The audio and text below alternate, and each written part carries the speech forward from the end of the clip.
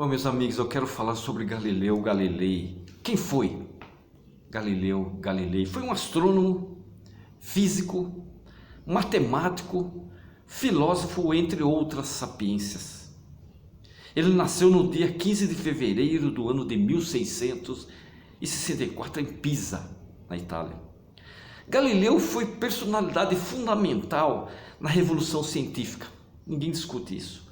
Viveu a maior parte de sua vida em Pisa e em Florença, na época regiões integrantes do Grão-Ducado de Toscana.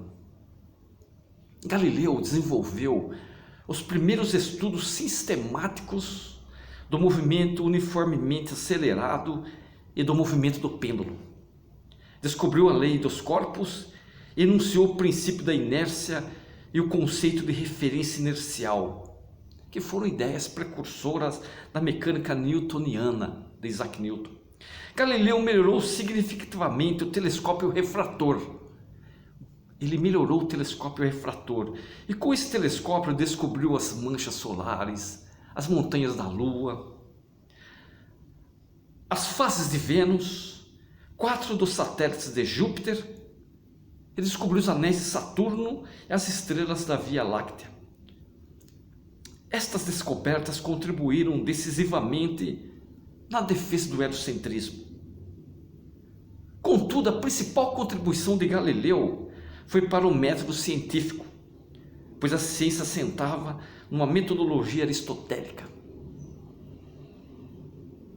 O físico, ele desenvolveu ainda vários instrumentos como a balança hidrostática. Um tipo de compasso geométrico que permitia medir ângulos e áreas, o termômetro de Galileu e o precursor do relógio de pêndulo. O método empírico, que era o método que ele usava, era um método empírico, que era defendido por ele, constituiu um corte com um método aristotélico. Ele foi um corte. O que era o método aristotélico? Era um método mais abstrato, utilizado nessa época. Devido a isso, Galileu é considerado como o pai da ciência moderna, entre aspas. Vivendo em Pádua, o eco das descobertas astronômicas de Galileu foi imediato devido à publicação de sua obra Sidereus Nuncius, em que descrevia suas descobertas.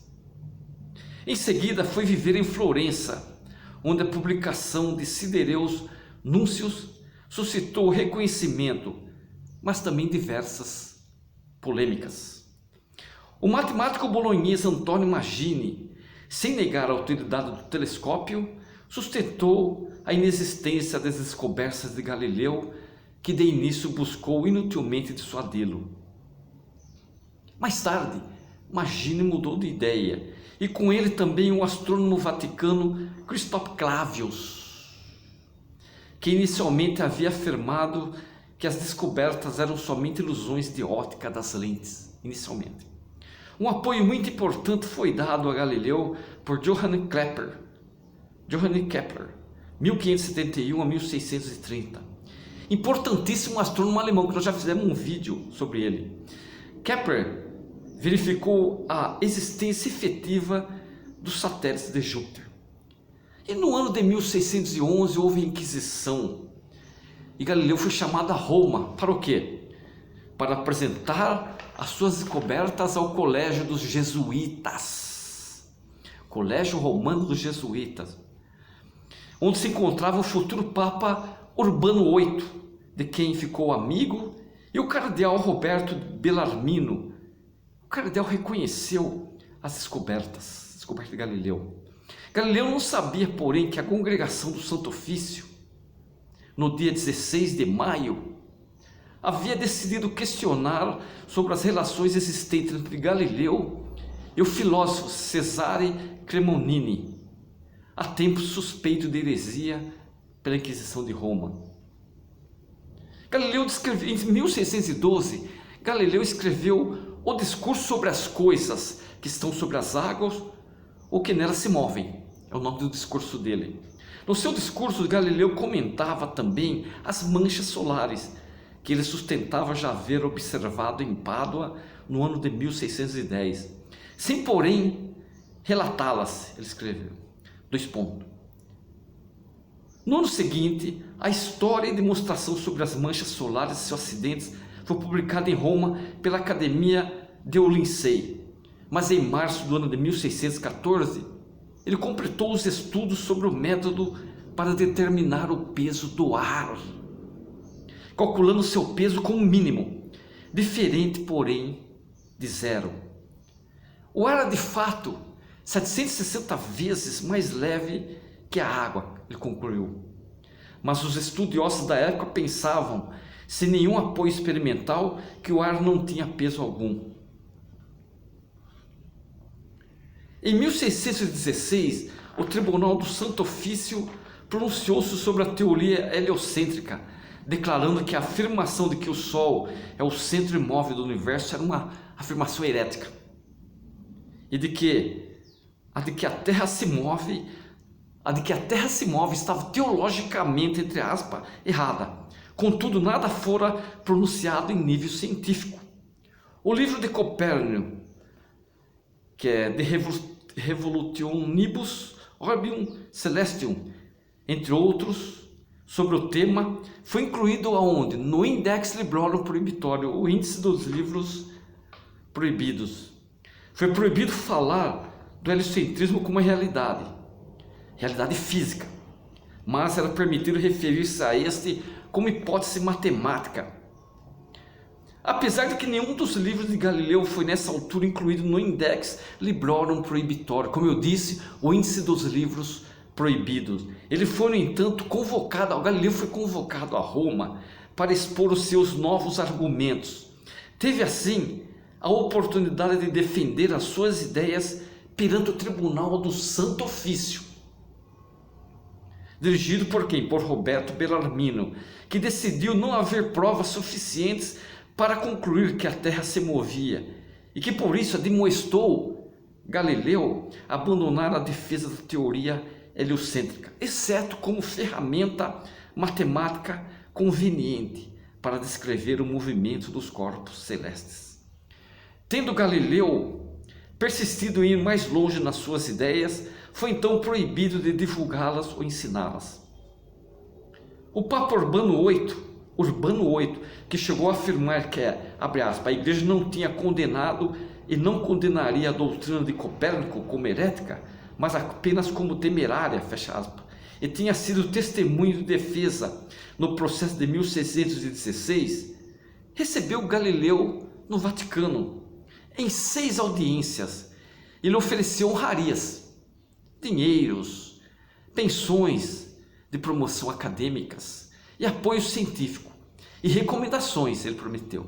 No entanto, o Papa não aceitou o pedido de Galileu de revogar o decreto de 1616 contra o heliocentrismo.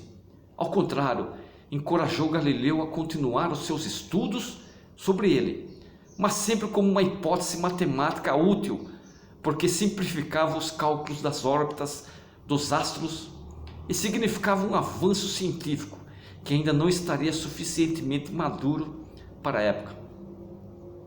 Foi neste contexto que Galileu escreveu o Diálogo sobre Deus Machine e Sistema de Mundo, diálogo sobre os 2 principais sistemas do mundo, em tradução livre, completado em 1630 e publicado em 1632, onde voltou a defender o sistema heliocêntrico e a utilizar como prova a sua teoria incorreta das marés.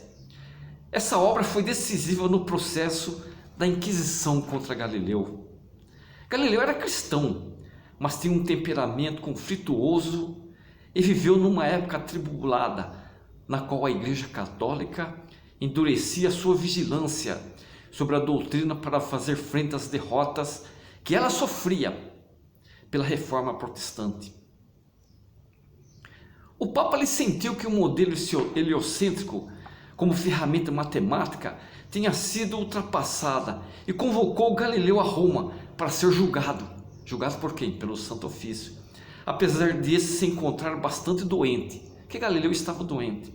Após um julgamento longo e atribulado, foi condenado a abjurar publicamente as suas ideias e a prisão por tempo indefinido.